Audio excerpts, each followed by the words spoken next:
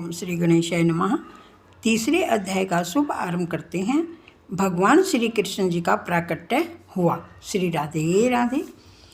जब परम शोभामान और स्वर्ण गुण संपन्न घड़ी आई, चंद्र रोहिणी अक्षत्र में आया, दिशाएं स्वच्छ हुई, आकाश निर्मल हुआ, नदी का निर्मल हुआ, वन में पंछी भंवरे गुनगुनाने लगे, शीतल सुगंधित पवित्र बहने लगी, महात्माओं का मन प्रसन्न हुआ, स्वर्ग में धुंध भी बजने लगी, मुनि और देवगण आनंद से पुष्प वृष्टि करने लगे और परम पवित्र समय आ पहुंचा।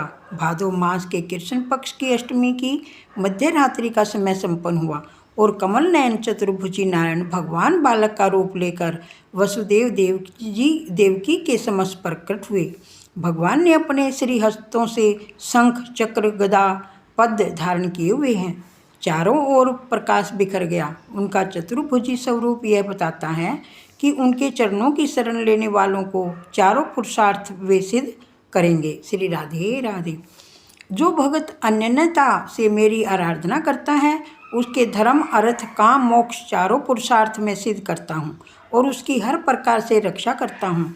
संपत्ति और संतति का सर्वनाश हो गया था, फिर भी वसुदेव देव की दीनता पूर्वक ईश्वर की आराधना करते हैं।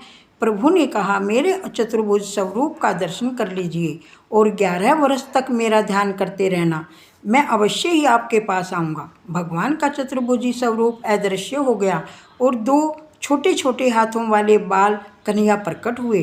बाल कृष्ण कन्हैया की जय हो। श्री राधे राधे। श्री गणेशाय नमः। प्रभु प्रत्यक्ष प्रकट हो जाए, फिर भी ध्यान की तो आवश्यकता बनी रहती है। ज्ञान दीप प्रकट होने के बाद भी एकाध इंद्रिय द्वार खुला रह जाने पर विश्व रूपी पवन प्रविष्ट होकर ज्ञान दीप को बुझा देता है। इस ज्ञान मार्ग में कई बाधाएं आती रहती हैं। भक्ति मार्ग बड़ा सरल है। प्रत्येक इंद्रिय को भक्ति रस में भिगो दो, फिर विषय रूपी पवन सता नहीं पाएगा। जब 11 इंद्रियां ध्यान में एकाग्र हो जाती हैं, तब प्रभु का साक्षात्कार होता है। इसी कारण से तो गीता जी में भी 11वें अध्याय में अर्जुन को विश्व रूप के दर्शन होते हैं।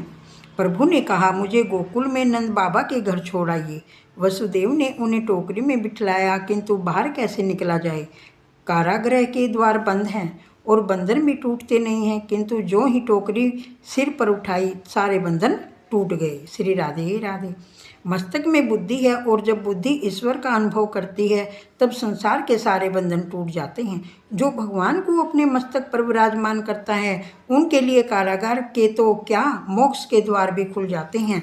श्री राधे राधे। हाथ पाँव की बेड़ियाँ टूट जाती हैं, नदी की बाढ़ भी थम जाती है। जिसके सिर पर भगवान है, उसे मार्ग में विघ्न बाधा नहीं सता सकती। मात्र घर में आने से नहीं, मन में भगवान के आने से ही बंधन टूट जाते हैं। जो व्यक्ति वसुदेव की भांति श्री कृष्ण को अपने मस्तक पर विराजमान करता है, उसके सभी बंधन टूट जाते हैं। कारागृह के सांसारिक मोह के बंधन टूट जाते हैं, द्वार खुल जाते हैं। अन्यथा यह सारा संसार मोह रूपी कारागार में ही सोया हुआ है। श्री राधे राधे। श्री गणेशाय नमः। वासुदेव कारागृह से बाहर आए। दाऊजी दौड़ते हुए आए। शेषनाग के रूप में बालकृष्ण पर छत्र धारण किया। यमुना जी को अत्यंत आनंद हुआ। दर्शन की तृप्ति ही पा रही थी। मेरे प्राणनाथ से मिलना है। यमुना में जल बढ़ गया।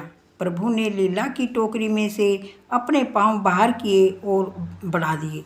यमुना जी ने चरण स्पर्श किया और कमल भेंट किया। प्रथम दर्शन और मिलन का आनंद यमुना जी को दिया गया। धीरे धीरे पानी कम हो गया। श्री राधे राधे। अध्याय संपूर्ण हुआ।